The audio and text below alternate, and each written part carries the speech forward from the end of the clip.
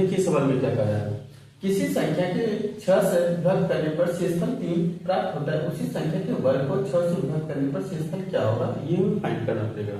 ठीक है, जैसे देखो कोई संख्या है जिसको 6 से विभाजित करने पर शेषफल क्या होता है, 3 प्राप्त होता है। ठीक है, लेकिन जब उसी संख्या का वर्ग कर देते हैं तो शेषफल क्या होगा, ये हमें फाइंड करना पड़ेगा। ठीक है, जैसे देखो छोटी संख्या हम लेते हैं 9 लेते हैं। ठीक है, इसे 6 से विभाजित करने पर क्या होगा, देखो 6 से विभाजित करने पर हमें 3 शेषफल आ रहा है ना।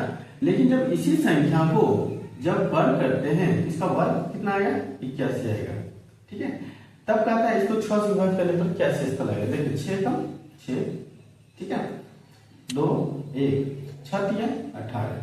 ठीक है, 6 तिया 18, इसका मतलब शेषफल कितना आ रहा है, 3 ही आ रहा है। ठीक है, ऑप्शन नंबर डी। नेक्स्ट को विस्तार से समझते हैं। देखिए जिसे मानते हैं एक संख्या क्या है, ए है। ठीक है, इसको 6 से विभाजित करने पर क्या है, 6 से विभाजित करने पर ये क्यों क्वाड्रेंट है, 6 से विभाजित करने पर शेषफल कितना प्राप्त होता है, 3 प्राप्त होता है। ठीक है, तो आप बीच वाले जो भाज्य निकालते हैं इसको भाज्य बोलते हैं, भाजक बोलते हैं, ये भाग में होता है, ये शेषफल होता है।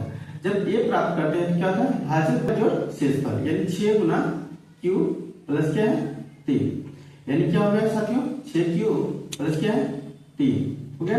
अब इस संख्या को कहता है क्या, स्क्वायर करने, वर्ग करने पर, है ना। जब वर्ग कीजिएगा और 6 से डिवाइड कीजिए तो शेषफल क्या बचेगा, ये भी फाइंड करना पड़ेगा।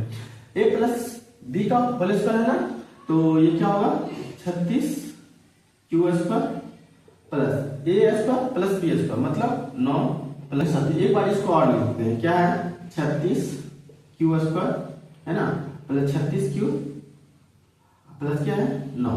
देखिए इन दोनों में क्या है, 6 सम्मिलित हैं, 6 कॉमन लेंगे क्या होगा 6 क्यू स्क्वायर प्लस क्या है 6 क्यू, इसमें तो कॉमन नहीं है तो इसको बाहर रखिए।